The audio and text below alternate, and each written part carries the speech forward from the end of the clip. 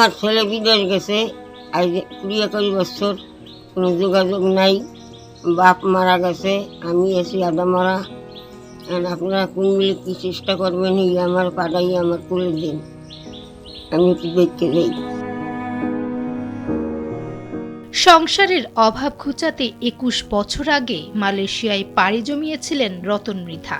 শুরুতে সবকিছু ঠিক থাকলেও 10 বছর আগে বিচ্ছিন্ন হয়ে যায় সব যোগাযোগ। বাবা মারা গেছেন ছেলের অপেক্ষায়। মা পুষ্পা মৃধা ভেবেছিলেন ছেলে হয়তো আর নেই, কিন্তু 21 বছর পর হঠাৎ এক ফেসবুক পোস্টে জানা গেল রতন বেঁচে আছেন।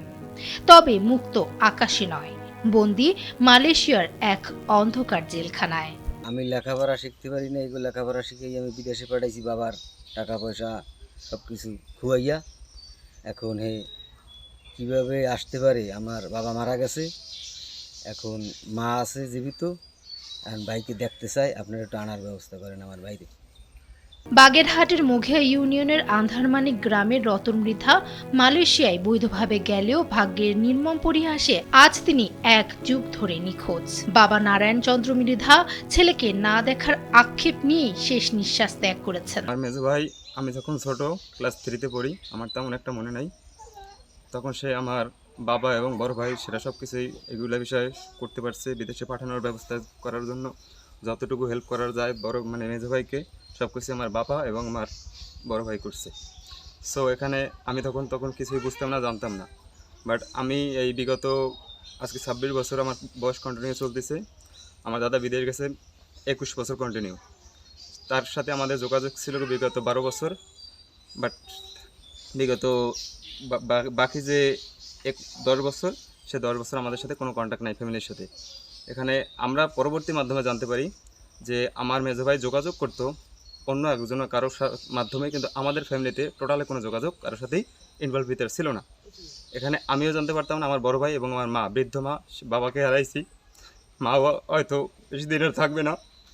এখানে আমার মেজো ভাইকে খুব ইমার্জেন্সি দেশে ফিরিয়ে আনার জন্য আমি সরকারের কাছে বিনীত নিবেদন জানাচ্ছি যে আমাদের ফ্যামিলির মাঝে সে যেন খুব শীঘ্রই ফিরে আসতে পারে, সেইভাবে সহযোগিতা করবেন আমাদের ফ্যামিলিকে সবাইকে। পরিবার যখন রতনকে মৃত বলেই ধরে নিয়েছিল, তখন ছোট ভাই লিটন মৃধার নজরে পড়ে এক ফেসবুক পোস্ট। সেই পোস্টেই উঠে আসে রতনের বন্দি জীবনের করুণ সত্য। আমার ছেলে বিদেশ গেছে, এই 20-21 বছর, দেখা নাই, বাপে মরিয়ে গেছে, আমি আছি আদা মরা। এখন আপনারা কোন মিলে একটু আনবে যেতে পারেন, সেই চেষ্টা করবেন, আমি একটু দেখতে যেতে পারি। 10 বছর আগে মোবাইলের মাধ্যমে দেখা হয়েছে। মা পুষ্পা মৃধার একটাই মিনতি, জীবনের শেষ প্রান্তে এসে যেন আদরের সন্তানকে একবার বুকে জড়িয়ে ধরতে পারে।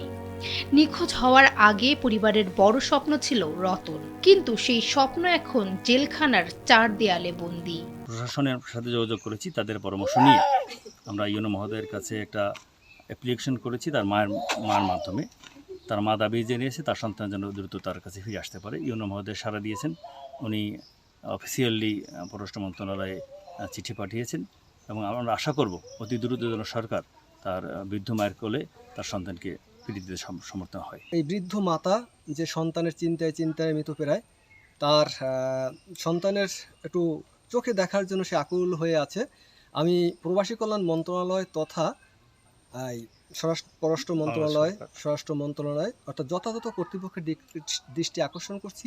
21 বছরের দীর্ঘ প্রতীক্ষা, মা বাবার বিচ্ছেদ আর জেলখানার 4 দেয়ালের বন্দি দশা। রতনের জীবন যেন এক করুণ উপাখ্যান। সরকারের সংশ্লিষ্ট কর্তৃপক্ষের কাছে এই বৃদ্ধা মায়ের আকুল আবেদন, জীবনের শেষ সময়ে সন্তানকে যেন তিনি শেষবার দেখতে পান। রতন মৃধা কি ফিরতে পারবেন তার মায়ের কোলে? সেই অপেক্ষায় এখন পুরো আন্ধারমানিক গ্রাম। ডেস্ক রিপোর্ট, সময়ের আলো।